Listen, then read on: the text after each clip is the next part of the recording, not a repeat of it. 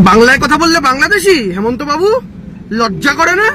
আপনি নিজে যে রাজ্যের মুখ্যমন্ত্রী আসাম, সেই রাজ্যের দ্বিতীয় সবচেয়ে বেশি বলা ভাষা বাংলা, সম্ভবত 40% উপরে মানুষ বাংলা ভাষী। সেরকম একটা রাজ্যের মাটিতে দাঁড়িয়ে আপনি বলছেন যে যারা এনআরসির সময় ডকুমেন্টে নিজের মাতৃভাষা বাংলা লিখবে, সেক্ষেত্রে আপনাদের বাংলাদেশি বাঁচতে সুবিধা হবে। তার মানে বাংলা ভাষায় কথা বললেই বাংলাদেশি। তাহলে পশ্চিমবঙ্গ নামক একটা রাজ্যকে ভারতবর্ষ থেকে বকলমে বাদ দিয়ে দিলেন আপনি। পশ্চিমবঙ্গের মানুষ কোন ভাষায় কথা বলেন? পশ্চিমবঙ্গের 80% উপরে মানুষ। আরে নির্লজ্জ আপনাদের দল, আপনাদের সরকার।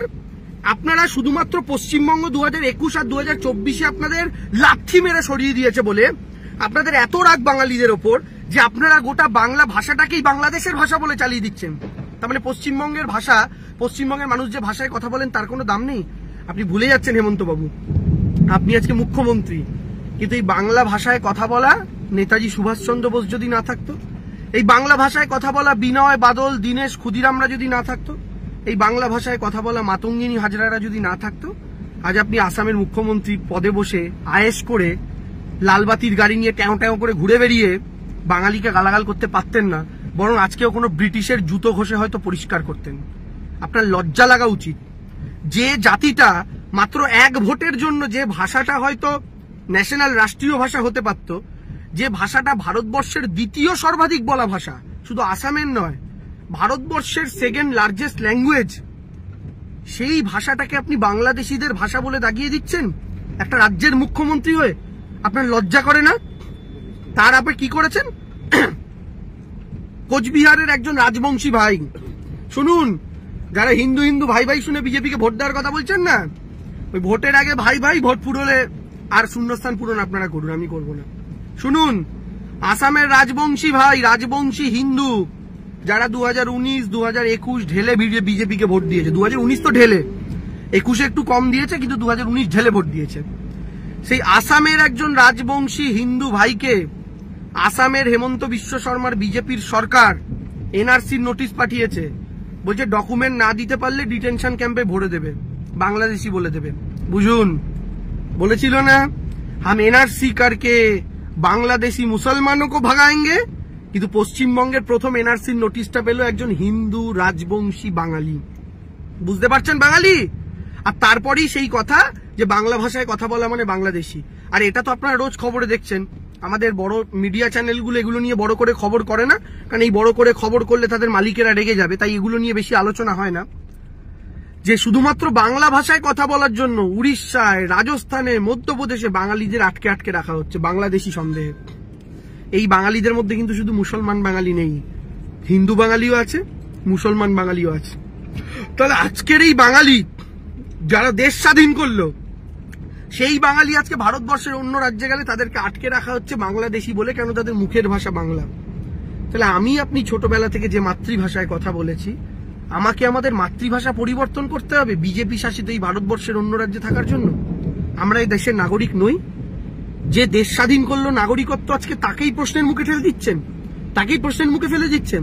আপনারা অনেকে জানেন, তাও একবার বলে দিই, আসামে যে এনআরসি হয়েছিল তাতে যে 40 লক্ষ মানুষের নাম বাদ গেছিল, সেই 40 লক্ষ মানুষের মধ্যে 28 লাখের কাছাকাছি হিন্দু বাঙালির নাম বাদ গেছিল। এটা কিন্তু জেনে রাখবেন, 28 লাখ হিন্দু বাঙালি। অর্থাৎ এই ওরা এনআরসি করবে বলছে, আসামেও 2016-তে হিন্দুরা ভয় পাবেন না, এনআরসি করে তো শুধু বাংলাদেশি মুসলমান তাড়াবো, এই বলে আসামের বাঙালিদেরও ভোট নিয়েছিল। বাঙালিরা তখন বাঙালি পরিচয় ভোট দেয়নি, হিন্দু পরিচয় ভোট দিয়েছিল। তখন তারা দেখেনি ও অসমিয়া হিন্দু, আমি বাঙালি হিন্দু, ও একটা দলকে ভোট দেবে, আমি একটা না। বাঙালিরাও ভেবেছিল আমার প্রথম পরিচয় আমি হিন্দু, অসমিয়ারাও ভেবেছিল আমার প্রথম পরিচয় আমি হিন্দু। তাই ওই হিন্দু হিন্দু ভাই ভাই থিওরিতে 2016-তে ভোট দিয়ে বিজেপিকে সরকারে এনেছিল। আর বিজেপি সরকারে আসার পর যখন এনআরসি করলো, দেখা গেল 40 লাখের মধ্যে 28 লাখ হিন্দু বাঙালির নাম বাদ।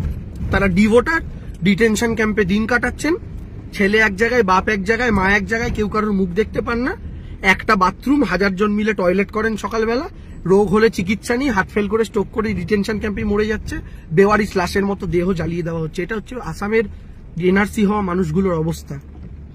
ওরা বাংলাতেও সেটা করতে চায়, সেম ফর্মুলাতে। ওরা আবার হিন্দু হিন্দু ভাই ভাই স্লোগান তুলছে আসামের মতো।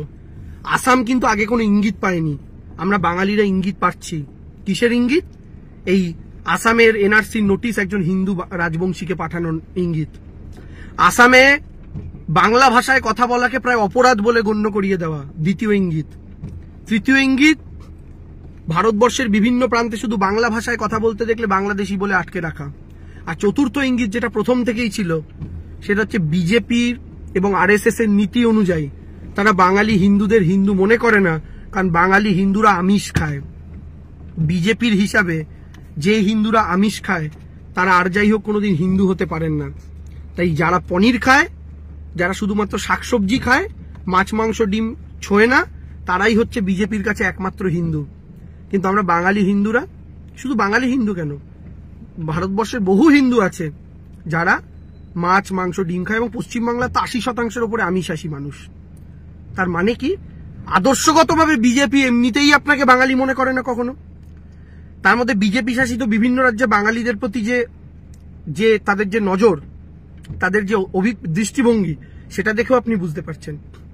এরপরেও যদি বাংলার মাটিতে একটা ভোটও পদ্ম ফুলে টেপেন, এরপরেও যদি বাংলার মাটিতে শুধু হিন্দু ভাবাবেগ দেখে বিজেপিকে ভোটটা দেন, তাহলে আসামের বাঙালিদের মতো এই বাংলার মাটিতেও শুনতে তৈরি হয়ে যাবেন তো যে নিজেকে বাঙালি বলে পরিচয় দিলে কিন্তু বাবু তোমায় বাংলাদেশে পাঠিয়ে দেব। যারা এরপরও বিজেপিকে সমর্থন করেন তাদের প্রতি আমার করুণা ছাড়া আর কিছু হচ্ছে না।